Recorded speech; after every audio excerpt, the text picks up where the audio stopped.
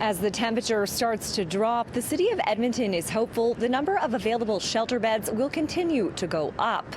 Close to 800 shelter spaces already opened by the end of September, but many are left wondering if the province will fulfill its commitment of having over 1,700 spaces by the first cold snap.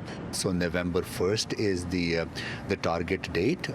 What I know that things are going in the right direction. The mayor says the city has been working with the province to increase shelter capacity, and he's glad he's seeing movement. It's a significant increase from what we had or what we will now. New this year, a bus will also travel around the city nightly starting in November, picking up the vulnerable at transit centers, bringing them to shelters with room.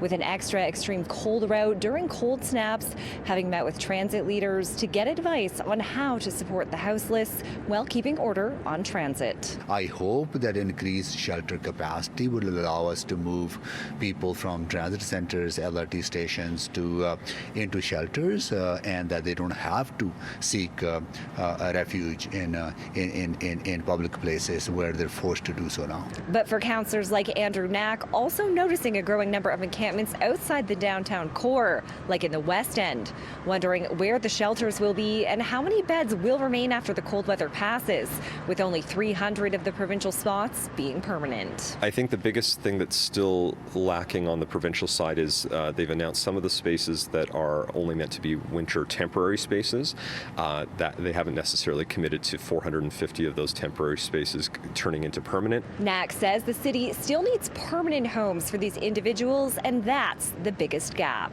From downtown Edmonton, Adrienne South, City News.